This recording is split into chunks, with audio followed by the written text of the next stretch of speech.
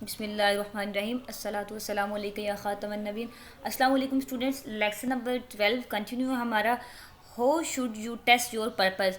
तो अब वो कह रहा है हमने पर्पज़ अपना आइडेंटिफाई कर लिया, अब कह रहा है अपना पर्पज़ को आप टेस्ट कैसे करेंगे कि आप ये जानें कि आपका पर्पज़ ठीक है या नहीं, you are on right point और not. Test your purpose, is the purpose realistic, क्या वो हकीकत पर मबनी है आपका पर्पज़, क्या उसमें अफसाने या इधर उधर की स्टोरीज तो नहीं है, रियलिस्टिक है ना, यानी कि जो आप कह रहे हैं वो हकीकत से उसका ताल्लुक है, रियलिस्टिक है या नहीं। If your purpose involves a major radical change you better go slowly as most people resist change. यानी कि अगर आप पर्पज़, आप कोई बड़ी चीज़ आपके पर्पज़ में, यानी कि आप उन्हें कह रहे हैं, अच्छा कुछ लोग आपके कंपनी के किसी और ऑर्गेनाइजेशन का प्रोडक्ट्स लेते हैं, तो आप उन्हें डायरेक्ट कह रहे हैं कि वो प्रोडक्ट्स बिल्कुल घटिया हैं, आप हमारे प्रोडक्ट्स लें, हमारे बहुत अच्छे हैं। अब एक बंदा जो उन किसी और ऑर्गेनाइजेशन पे उसका ट्रस्ट बैठा हुआ है, वो उसके साथ सेट है, तो अब डायरेक्ट अगर आप उसके सर में जाके ये बम फोड़ देंगे कि वो घटिया है, वो चीप काम करते हैं, वो इलीगल तरीका है, तो वो डेफिनेटली एक रेडिकल मेजर चेंज है। लोग इसको एक्सेप्ट नहीं करते इतनी जल्दी, उसको रिजिस्ट करते हैं। रेडिकल चेंज को लोग क्या करते हैं, उसको रिजिस्ट करते हैं, यानी कि उस पर आप कह लें कि एक ऑब्स्टेकल, उसमें वो इस तरह उसको एक्सेप्ट नहीं करते जिस तरह रजिस्ट करने का ये मतलब होता है उर्दू में कि अपोज करना, जैसे आप कह लें, ठीक है, उसको अपोज करते हैं। आप उनको तरीके से कायल करें कि ये बात ऐसे है इसलिए यहाँ से ऐसे हुआ, मतलब उनको आप आर्गूमेंट्स दें, आप उनको दलाइल दें जिससे उनका माइंड खुद ही उस हकीकत को एक्सेप्ट कर ले, ठीक है। आप डायरेक्ट उनके सर पे ये बात ना मतलब ऐसा बम ना फोड़ें जिसको वो एक्सेप्ट ही ना करें। मेजर रेडिकल चेंज को आप इस तरीके से, क्योंकि लोग उसको एक्सेप्ट नहीं करते, इसलिए it is better to go slowly, okay. It is the right time, हाँ ये बात ज़रूर याद रखनी है कि ये राइट टाइम है। आप जो बात कर रहे हैं, इस बात के कहने का यही वक्त है। ये तो आपकी आम जिंदगी का भी सुनहरी असूल है ना, कि जहाँ पे बात करनी हो वहाँ पे करनी चाहिए, फजूल में नहीं बोलना चाहिए। जहाँ बात करने का टाइम हो वहीं करना चाहिए। तो डेफिनेटली बिजनेस कम्युनिकेशन का भी ये गोल्डन पॉइंट है। Timing matters a lot, timing बहुत ज़्यादा मैटर करती है। ये ऊपर वाले पॉइंट को ही आगे फर्दर उसने किया हुआ है कि आप एग्जैक्ट टाइम पे एग्जैक्ट बात करें। टाइमिंग क्योंकि बहुत ज़्यादा मैटर करती है, बहुत ज़्यादा असरअंदाज होती है, matters a lot, okay. And idea is more likely to win approval when the profits are up. एक आइडिया आपका वो उसके विन करने के, उसके जीतने के ज़्यादा चांस होते हैं कब, बड़ा जब प्रॉफिट्स अप हों, यानी कि जब लोगों को अपने गेंस, अपने पॉजिटिव पॉइंट्स, प्रॉफिट ज़्यादा नज़र आ रहा हो, तो वो आपके आइडिया को एक्सेप्ट करते हैं। तो आपके आइडिया का विन करने का जब कब चांस ज़्यादा होता है, जब प्रॉफिट्स अप हों।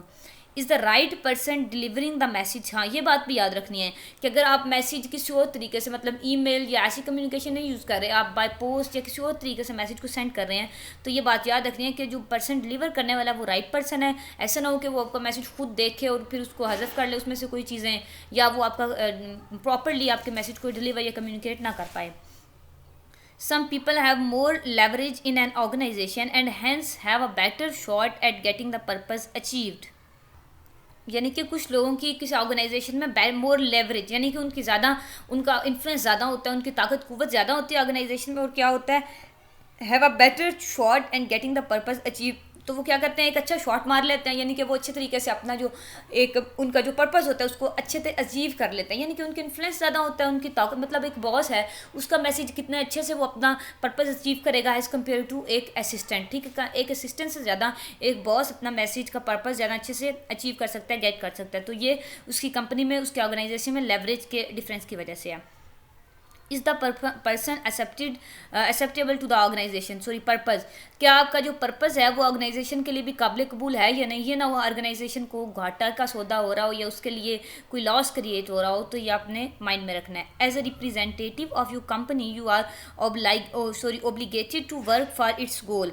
आपको अपनी कंपनी के रिप्रेजेंटेटिव, यानी कि उसके नुमाइंदे होने के तौर पे यू आर ओब्लिगेटेड, आपका ये फ़र्ज़ है, यानी कि आपकी ये ड्यूटी है कि आप काम करें फॉर इट्स गोल, उसके गोल के लिए, जो कंपनी का पर्पज़ है, एम है, उसके लिए आप काम करें, ये आपकी फ़र्ज़ है, आपकी ड्यूटी में आता है।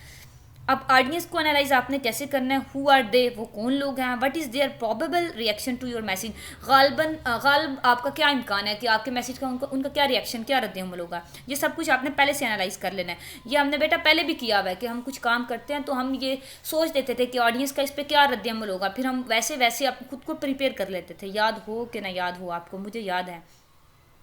how much do they already know about the subject, वो ऑलरेडी आपकी सब्जेक्ट के बारे में, इस पर्पज़ के बारे में कितना जानते हैं.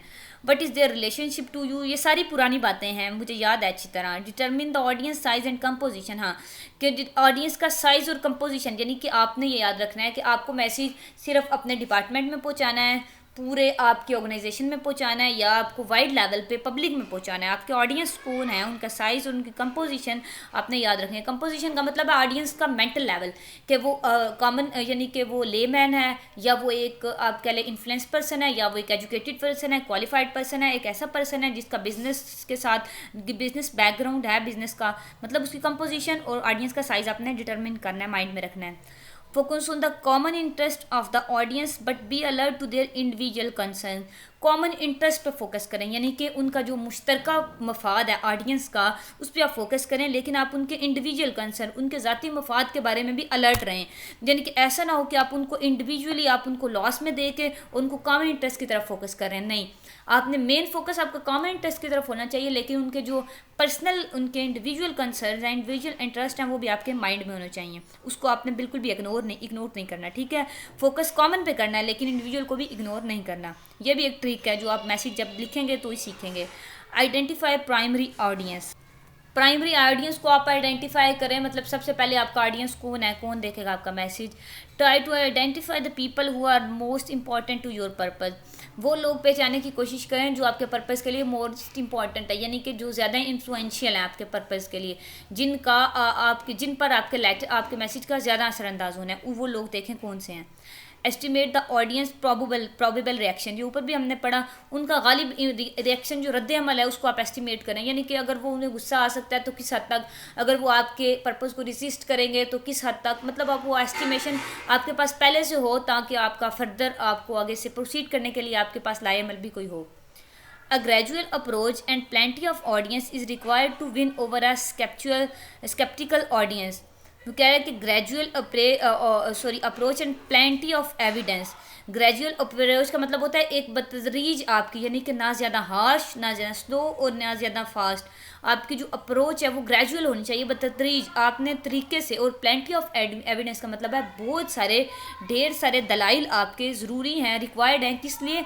To win over a sceptical audience. Sceptical audience को विन करने के लिए, मीन्स आपके जो स्पेसिफाइड ऑडियंस हैं जो इंपॉर्टेंट है आपके लिए, ऊपर जिनको आपने डिटरमिन किया, उनको विन करने के लिए, उनका दिल जीतने के लिए आपको बहुत सारे दलाइल की, प्लेंटी ऑफ एविडेंस की ज़रूरत है, और ग्रेजुअल अप्रोच की भी. Okay, gauge the audience level of understanding. Audience का लेवल ऑफ अंडरस्टैंडिंग, जैसे ऊपर मैंने आपको बताया, उनके मेंटल लेवल, उनकी अप्रोच को आप खुद से करें और उसके मुताबिक जाके अपना मैसेज आप फॉर्मुलेट करें, ताकि वो उसको अंडरस्टैंड कर पाएँ, समझ पाएँ. If you and your audience share the same general background, यानी कि अगर आपका भी बैकग्राउंड बिजनेस का और आपके ऑडियंस का भी बिजनेस बैकग्राउंड है, यानी कि आपने बिजनेस के लोगों के लिए मैसेज लिखा है, तो you can assume that they will understand the subject without any difficulty. तो फिर आप ये एज्यूम कर सकते हैं कि वो आपकी बात को बगैर किसी मुश्किल के आराम से समझ जाएंगे, क्योंकि आपका और उनका बैकग्राउंड सेम है. Define your relationship with the audience. Are you communicating with the people inside or outside your organization? यानी कि वो लोगों के साथ आपका ताल्लुक क्या, वो आपके कुलीग्स हैं, वो आपके सबऑर्डिनेट हैं, वो आपका बॉस है, या फिर वो जनरल पब्लिक है, लेमैन है. ठीक है. How much credibility do you have, यानी कि उन लोगों को आप पे कितना यकीन है, वो आप कितने क्रेडिबल है उनके लिए, कि पहले आपने उनका कभी ट्रस्ट तोड़ा तो नहीं है, या क्या वो आपके बारे में वो क्या सोचते हैं. ये सारी बातें आपको माइंड में रखनी है. अब आप अपने ऑडियंस को सेटिस्फाई कैसे करें. जो ऑडियंस इंफॉर्मेशन नीड्स, उनकी जो नीड्स हैं, ज़रूरियात हैं, यानी कि इंफॉर्मेशन, कुछ चीज़ जानने की उनकी जो नीड है, उसको आप कैसे सेटिस्फाई करें, कैसे फुलफ़िल करेंगे. What does the audience want to know, आपको ये जानना है कि आपके ऑडियंस क्या जानना चाहते हैं. जब आपको पता होगा वो क्या जानना चाहते हैं, तभी आप उनको मटेरियल प्रोवाइड कर पाएंगे ना. What does the audience need to know, और वो क्या जानना चाहते हैं और क्या उनको जानने की ज़रूरत है. बाजू का तो ऐसा होता है कि आपके ऑडियंस कुछ और इंपॉर्टेंट समझ होते हैं अपने लिए, लेकिन हकीकत में उनके लिए कुछ और इंपॉर्टेंट होता है, यानी कि ज़रूरी कुछ और उनके लिए होता है और वांट कुछ और होती है उनकी. तो क्या करना है इस लेवल पे बेटा, आपको उनको ये चीज़ रियलाइज़ करवानी है कि आपकी नीड ये है, ये चीज़ आपके लिए मोर इंपॉर्टेंट है. उसके बाद जाके आप उस चीज़ पे फिर उनका फोकस करें, फिर आप उस चीज़ को एक्सप्लेन करेंगे, तो it will be better for you and for them also. Have I provided all the desired and necessary information? कि क्या आपने सारी की सारी डिसाइड एंड नेसेसरी, इधर नहीं है कि चीप एंड एक्स्ट्रा या एडिशनल इन्फॉर्मेशन, नेवर एवर। सिर्फ ज़रूरी और जो ज़रूरी इन्फॉर्मेशन है, जो वो डिज़ायर कर रहे हैं, जो वो ख्वाहिशमंद है, वो इन्फॉर्मेशन आपने प्रोवाइड करनी है। क्या आपने प्रोवाइड कर दी है? Is the information accurate? ये भी ख्याल रखना है कि क्या आपकी इन्फॉर्मेशन ठीक है, एक्यूरेट है, आपने खुद से अंदाजे लगाए, वो खुद से आप स्कॉलर तो नहीं बने हुए ना, अगर वो कैलकुलेशन है तो वो एक्यूरेट है, ठीक है। Have I emphasise the information of greatest interest? तो ये भी बात याद रखनी है कि जो ग्रेटेस्ट इंटरेस्ट की इन्फॉर्मेशन है, यानी कि जिस बात में उनका सबसे ज़्यादा दिलचस्पी है, जिस बात में आपके ऑडियंस जिस बात को जानने के ज़्यादा मुश्ताक हैं, क्या आपने उस बात पे एम्फोसाइज किया है, जोर दिया है? But does the audience want to know? और फिर वही बात, आपके ऑडियंस क्या जानना चाहते हैं। Okay, bye restarting a vague request in more specific terms you can get the requester to define his or her needs more precisely. कि आप क्या करें, अपने रिक्वेस्टर की, जो आपका रिक्वेस्टर है यानी कि जिसने आपसे दरख्वास्त की है, उसकी टू डिफाइन हिज और नीड्स मोर प्रिसाइजली, उसकी नीड्स को, यानी कि आप उसकी रिक्वेस्ट पढ़ के उसकी नीड्स जो वो चाहता है, उसकी ज़रूरियात को आप अच्छे तरीके से प्रिसाइज कब कर सकते हैं? Restarting a vague request in more specific terms. कि आप एक वेग रिक्वेस्ट को, वेग का मतलब होता है बेटा अनक्लियर, जो आपको क्लियर ना हो, यानी कि आपको उसमें पक्का ना पता हो कि उसने क्या चाह रहा है, लेकिन आप उसको स्पेसिफिक टर्म में, उसको आप मखसूस अंदाज में समझें और फिर आप उसकी नीड को प्रिसाइजली एक्यूरेटली मेजर करें। एंटीसिपेट अनस्टेटेड क्वेश्चंस, ऐसे क्वेश्चन जो उसने अनस्टेटेड है, यानी कि आप कहते हैं एक है ना लाइंस पढ़े, एक होता है आप लाइंस, आप वो कहते हैं ना कि उसको क्या कहते हैं इंग्लिश में, आई थिंक वो फ्रेज़ है, कब मुझे एग्जैक्टली याद नहीं आ रहा है, read in the lines, read with in the lines, कुछ ऐसा है। यानी कि एक है ना आप रीड द लाइंस, आप लाइंस पढ़ें, और एक है लाइंस के अंदर आप पढ़ना। तो आप ये एंटिसिपेट करें, आप ये अंदाज़ा लगाएं कि वो क्वेश्चन करना क्या चाहता है, जो उसने स्टेट तो नहीं किया, अनस्टेटेड है, जो उसकी राइटिंग पढ़ के आप उसका माइंड पढ़ सकेंगे, ठीक है। ये आपने एंटिसिपेट करना है। एंटिसिपेशन तभी करेंगे जब आप मास्टर होंगे अपने इस काम में, इस स्किल में। Include any additional information that might be helpful, additional information सिर्फ उतनी इंक्लूड करें जो हेल्पफुल हो। एनी एडिशनल, सारी की सारी एडिशनल इन्फॉर्मेशन नहीं दे देनी, सिर्फ थोड़ी बहुत देनी है जो उनके लिए हेल्पफुल हो। Even though the reader did not specifically ask for it, बेशक रीडर ने उसके लिए पूछा ना हो, लेकिन मतलब ये है ना कि आप कोई ऐसी चीज़ उसको बताना चाह रहे हैं जिसका बिल्कुल उसको पता ही नहीं है, तो आप थोड़ा बहुत उसको इन्फॉर्मेशन दें कि ये ऐसे ऐसे ऐसे है, और फिर उसको प्रॉपरली गाइड करें, ठीक है।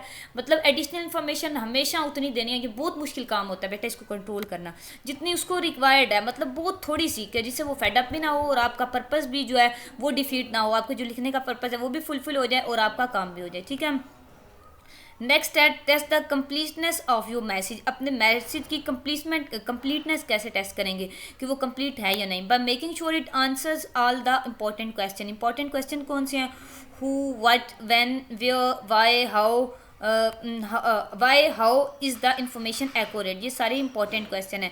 ये ऊपर हमने डिस्कस इन्हें अभी किया है कि कौन है आपका जो आप कह लें ऑडियंस कौन है, वो क्या चाहता है, वो आपसे क्या डिज़ायर करता है, वो किस वे से चाहता है, और वो ये क्यों चाहता है, उसका ये पर्पज़ क्यों है, और इन्फॉर्मेशन एक्यूरेट है या नहीं। इन सारे सवालों के आपने खुद जवाब निकालने अपने मैसेज से, तो आपका मैसेज अच्छा होगा, ठीक है ना।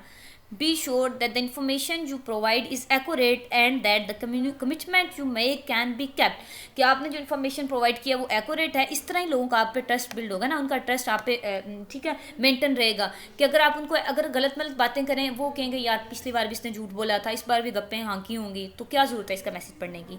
ऐसा नहीं करना, आपने उनको एक्यूरेट इन्फॉर्मेशन प्रोवाइड करनी है ताकि उनका ट्रस्ट आप पे बिल्ड हो, ट्रस्ट मेंटेन रहे। और आपने क्या करना है, जो आपने अगर कोई कमिटमेंट किया है कि आपने बताया हमारी ऑर्गेनाइजेशन इस प्रोडक्ट पे काम कर रही है, तो विद इन अ मंथ ये प्रोडक्ट हमारा मार्केट में आ जाएगा, ये किस्म की कमिटमेंट है। तो आपने ये नहीं कि आप ऐसे छोड़ दें गप्पे के जी आ जाएगा और हमारी ऑर्गेनाइजेशन ये भी कर लेगी, ये भी कर लेगी, और एक महीने बाद पता चले कि आपका तो वो प्रोजेक्ट ही फेल हो गया। तो लोगों की कमिटमेंट, आपने जो कमिटमेंट की है उसको आप मीटअप नहीं ना कर पाए, तो आप ऐसी कमिटमेंट करें जो आप कैन बी कैप्ट, जिसको आप यानी कि ऐसा वादा करें जो आप पूरा कर सकें। Ask yourself, have I emphasise the information of greatest interest, ये बात बहुत इंपॉर्टेंट है बेटा, और ये इधर ही सिर्फ आई है, ठीक है, ये हमने पहले नहीं डिस्कस की हुई, कि खुद से पूछें कि आपने ऐसी इन्फॉर्मेशन पे एम्फोसाइज किया, जोर दिया जो ग्रेटेस्ट इंटरेस्ट किया है, यानी कि जो काम उनके लिए सबसे ज़्यादा ज़रूरी है, सबसे ज़्यादा इंपॉर्टेंट है, उस चीज़ पर आपने जोर दिया है कि नहीं। ग्रेटेस्ट इंटरेस्ट यानी कि जिसमें उनकी सबसे ज़्यादा दिलचस्पी है ना आपके ऑडियंस की, उस पर आपने सबसे ज़्यादा फोकस करना है, एम्फोसाइज करना है। नेक्स्ट है try to figure out what points will specifically basically interest your audience, यानी कि कौन से पॉइंट आपके ऑडियंस के लिए ज़्यादा इंटरेस्टेड हैं, किस में उनकी ज़्यादा दिलचस्पी है, उन पॉइंट्स को फिगर आउट करने की, ढूंढने की कोशिश करें। Then give this point the most attention, और फिर उन पॉइंट को जब आप ढूंढ लें तो फिर उन पॉइंट्स को मोस्ट अटेंशन दें, यानी कि उनको फिर ज़्यादा तवज्जो दें, ज़्यादा उन पर फोकस करें कि ये पॉइंट आपकी ऑडियंस की दिलचस्पी के हैं, उनके इंटरेस्ट के हैं, तो आप उसको ज़्यादा फोकस करें। Okay, make your message easier to comprehend, अपने मैसेज को ईजी टू अंडरस्टैंड बनाएं, पढ़ने के समझने के काबिल हो। Devices that make your message easier to comprehend include summaries, overviews, headings, list, enclosures, appendix, handouts, charts and graphs। इन मैसेजेस से, यानी कि अगर आपका मैसेज बहुत लंबा है, आप क्या करें, उसके हेडिंग्स बनाएं, यानी कि पहले हेडिंग में ये बात है, फिर ये बात है, ये बात है, वो हेडिंग्स देख के ना उसकी जो काम की चीज़ हो वो उसको पढ़ ले और उसको समझ आ जाए। ठीक है, मतलब ईजियर टू कम्प्रीहेंड हो, उसके लिए ग्रेस्प करना है उसके लिए ईजी हो। ठीक है, और आप ग्राफ्स, चार्ट्स बनाएं, हैंडआउट्स प्रोवाइड करें, अपेंडिक्स एक प्रिपेयर करें, आप उसकी पेज नंबरिंग मेंशन करें, लिस्ट आप उसकी तैयार करें, सारा कुछ मतलब अच्छे तरीके से। ये उस मैसेज के लिए बेटा जो बहुत ज़्यादा लेंथी मैसेज होते हैं, जो मतलब एनुअल रिपोर्ट्स या इस तरह के होते हैं। ठीक है, हम अभी शॉर्ट मैसेज आई थिंक उसको कर रहे हैं डिस्कस, तो हमें इन चीज़ों की ज़रूरत नहीं है, लेकिन ज़रूरत है समझने की। ठीक है, कि मैसेज को ईजियर टू कम्प्रीहेंड बनाएं। Okay, establishing the main idea is the hook that sums up why a particular audience should do और थिंक एज यू सजेस्ट। वो कह रहा है कि मेन आइडिया एक हुक है, हुक ऐसी कि जो सम अप ये करती है कि आपके जो पर्टिकुलर ऑडियंस हैं वो ये काम क्यों करें और वो ऐसा क्यों सोचें जो आप उन्हें कह रहे हैं, कि आपके ऑडियंस ऐसा क्यों करें। अगर आप उनको कोई चीज़, कोई प्रोडक्ट अपनी कंपनी का बाय करने के लिए कह रहे हैं तो वो ऐसा क्यों करें, इसमें उनका क्या फ़ायदा है। ये मेन आइडिया है, ये आपने बताना है उनको कि वो ऐसा क्यों करें। जब आप उन्हें बताएंगे कि वो ऐसा क्यों करें और उनको उसमें बेनिफिट नज़र आएगा अपना, तो वो डेफिनेटली ऐसा करेंगे। Next, use brain storming techniques. Brain storming हमने पढ़ा हुआ है कि आपने क्या करना है, स्टोरी टेलर्स टूर, यानी कि स्टोरी टेलर्स, आप एक कहानी टाइप बनाएं, आप उसको एक मतलब आप अभी मैं बात शुरू करूँ ना अपने ऑर्गेनाइजेशन की, कि हमारी ऑर्गेनाइजेशन इतने में फॉर्म हुई और ये बना, बहुत बोरिंग लगेगी आपको। और अगर मैं ऐसे शुरू करूँ कि एक आदमी था, वो किसान था, काश्तकारी करता था, मतलब फार्मर था, और उसके बाद वो सिटी में आया, फिर उसने सिटी में ये कुछ देखा, फिर उसने एक ऑर्गेनाइजेशन बनाई, और फिर ऐसे ऐसे मतलब मैं अपने लिंक अपने ऑर्गेनाइजेशन के साथ उसका लिंक कर दूँ। ये एक स्टोरी टेलर वाला मतलब जो है ना, मैं आपको एक कहानी के अंदाज में बता रही हूँ। अगर मैं ऐसे कहूँ कि हमारी जो कंपनी का मैनेजर था वो मतलब वो एक पहले शहर में आया, फिर उसने ये सोचा ये क्या वो क्या, मतलब ये सब बोरिंग है ना, कि अगर स्टोरी के अंदाज में बताऊँ तो वो ज़्यादा अपीलिंग है, ज़्यादा इंटरेस्टिंग बनेगा। ठीक है, रैंडम लिस्ट, यानी कि रैंडमली लिस्ट प्रोवाइड करें आप उनको ब्रेनस्टॉर्मिंग, ताकि उनका जो ब्रेन है वो बार बार मेन आइडिया पे, मेन बात पे फोकस रहे। ठीक है, एफसीआर वर्कशीट होती है बेटा फीड कन्वर्जन रेशो, यानी कि आपका जो आपका ऑर्गेनाइजेशन है उस पर डिपेंड करता है कि वो किस तरह की है और उसकी फिर कन्वर्जन रेशो कैसी है। आप उसके लिए एक वर्कशीट, यानी कि आप पूरी एनुअल रिपोर्ट जैसे प्रिपेयर करते हैं ना, वैसे एफसीआर रिपोर्ट पर एफसीआर वर्कशीट प्रिपेयर करें।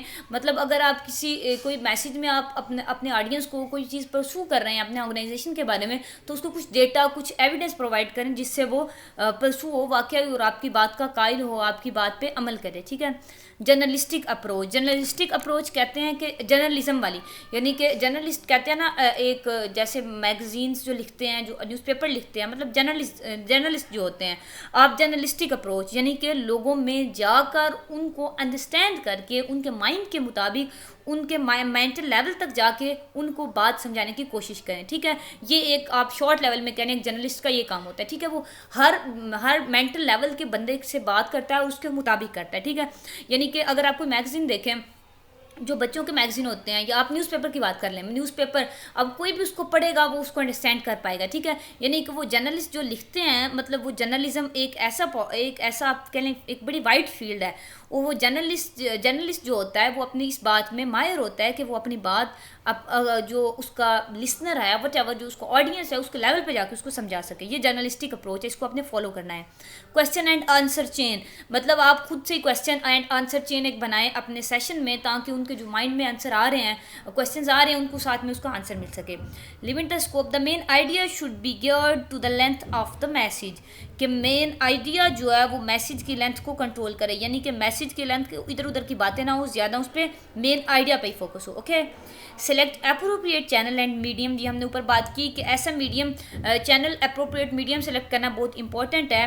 वो कह रहा है मीडियम ओरल भी हो सकता है, रिटन भी हो सकता है, इलेक्ट्रॉनिक भी हो सकता है। मतलब आपका मैसेज, अगर आपकी एक गोल टेबल कॉन्फ्रेंस है आपकी ऑर्गेनाइजेशन की, आपने ओरली अपनी स्पीच तैयार किया, वो भी किस्म का मैसेज ही है ना, तो आपने उस कॉन्फ्रेंस पे टेबल, राउंड टेबल जो कॉन्फ्रेंस है, टेबल पे बैठ के सबको डिलीवर कर दिया, 5-6 आपके फेलोज हैं, बॉस हो गया या कोई भी वट एवर जो भी लोग हैं आपके, ठीक है, ओरली आपने कम्युनिकेट कर दिया, ये आपका ओरल मीडियम था।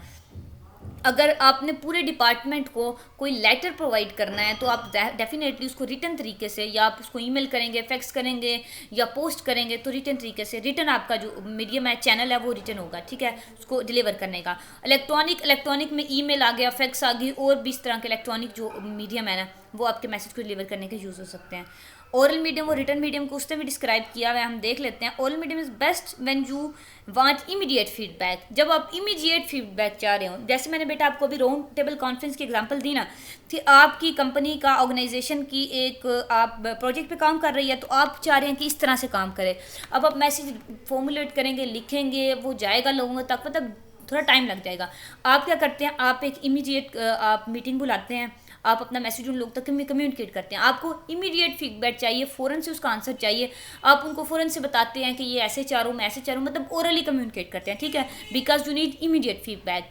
नेक्स्ट है, you use this medium when your message is relatively simple, you don't need a permanent record. वही बात कि ये आप इस मीडियम को तब यूज़ करते हैं जब आपका मैसेज सिंपल हो। मतलब आप एक प्रोजेक्ट पे काम कर रहे हैं, आपको उसको, आपके माइंड में उसके लिए स्ट्रेटजी है कि आप इस पे ज़्यादा अच्छा इस तरह काम कर सकते हैं। आपने प्रोजेक्ट पे काम करके प्रोजेक्ट को हवाले कर देना है जिनसे लिया है, जिस ऑर्गेनाइजेशन से, जिस कंपनी का प्रोजेक्ट है, तो आपको परमानेंट रिकॉर्ड की ज़रूरत नहीं है ना कि आपने इस प्रोजेक्ट में क्या स्ट्रेटजी अपनाई थी। आपको तो रिकॉर्ड ये रखना है कि आपने ये प्रोजेक्ट विद इन टाइम अच्छे तरीके से उन्हें मीटअप करके दे दिया था, ठीक है। तो अब आपको ये चीज़, मतलब एक सिंपल रिलेटिवली चीज़ है, आपको ये जो स्ट्रेटजी है आप इसको ओरली कम्युनिकेट कर सकते हैं, इसका परमानेंट रिकॉर्ड रखने की जरूरत नहीं है, ठीक है। You can assemble audience easily and you want to encourage interaction, आप आसानी से अपने ऑडियंस को इकट्ठा करें, यानी कि एक मीटिंग बनाएं, और क्या करें, वांट टू एनकरेज इंटरेक्शन, और और उनकी हौसला अफजाई करने की कोशिश करें, यानी कि इंटरेक्ट कर रहे हैं ना आप एक दूसरे से, तो ज़्यादा अच्छे से आपका जो रिस्पॉन्स है, आपकी जो स्ट्रैटेजी अच्छे से डिलीवर हो सकेगी, और आपको फीडबैक आपका इमीडिएटली मिल जाएगा। Written medium is best when you don't need immediate feedback, वो कह रहा है ये तब इसकी ज़रूरत, ये तब द बेस्ट होता है जब आपको इमीडिएट फीडबैक नहीं चाहिए होता है। ये बातें आपने बेटा माइंड में रखनी है। इमीडिएट फीडबैक के लिए आपको ओरल मीडियम रिक्वायर्ड होता है, और रिटन मीडियम आपको तब रिक्वायर्ड होता है जब when you do not need immediate feedback. जो message is detailed and complex, आपका मैसेज लंबा भी होता है और पेचीदा भी होता है। You need a permanent record and trying to reach an audience over a large distance, आपको परमानेंट रिकॉर्ड रखने की भी ज़रूरत होती है, और आप एक लार्ज डिस्टेंस पे जो ऑडियंस है उनको आप करना, उनकी जो नीड्स हैं उनको फुलफिल करने की कोशिश कर रहे होते हैं, ठीक है। अब ये डिफरेंस भी है और रिटन मीडियम में, ठीक है, ये भी अपने माइंड में रखना है, ये आ भी सकता है। It is the best to use a written medium when you want to minimize the distortion while passing a message from one person to another। मतलब अगर आप किसी को कह दें कि यार ये मेरी बात है, ये फलाने बंदे को कम्युनिकेट कर दो, तो वो हो सकता है उसमें से कुछ हसब कर ले, कुछ खुद से ऐड कर दे, मतलब आपका मैसेज में डिस्टॉर्शन हो जाएगी। आपने एज इट इज़ कम्युनिकेट करनी है तो आप उसको कोई लेटर पकड़ा दें, कुछ रिटन फॉर्म में दे देना, ताकि आप उसे कहें कि ये उस बंदे को कम्युनिकेट कर दो, तो आपका as it is message deliver हो जाएगा। Okay, electronic message, e message is best when you don't need immediate feedback. ये भी कब बेस्ट है, जब आपको इमीडिएट फीडबैक नहीं चाहिए होता, but you do need speed, आपको स्पीड चाहिए होती है कि ये काम जल्दी जल्दी हो जाए, लेकिन आपको ये नहीं होता कि फीडबैक भी मुझे जल्दी मिले, आप ये चाहते हैं कि जो मेरे ऑडियंस है उन तक जल्दी से ये बात पहुंच जाए, तो आप क्या करते हैं, इलेक्ट्रॉनिक मैसेज यूज़ करते हैं, ये मीडियम यूज़ करते हैं। You don't need a permanent record, इसमें भी आपको परमानेंट रिकॉर्ड की नीड नहीं होती, ज़रूरत नहीं होती। ये डिफरेंस नोट करें बेटा, इनको याद करना है आपने। But want to overcome time zone barrier, इसमें आप लार्ज डिफरेंस को ओवरकम करने की कोशिश कर रहे होते हैं, सॉरी लार्ज डिस्टेंस को, और इसमें आप टाइम जोन बैरियर को ओवरकम करने की कोशिश कर रहे होते हैं। Use electronic message when you want to minimise oral distortion, यहाँ आप डिस्टॉर्शन को भी मिनिमाइज कर रहे होते हैं, और यहाँ आप स्पेसिफिकली ओरल डिस्टॉर्शन को मिनिमाइज करने की कोशिश कर रहे होते हैं इलेक्ट्रॉनिक मैसेज में। ओके बेटा, that's for all, take care of your self.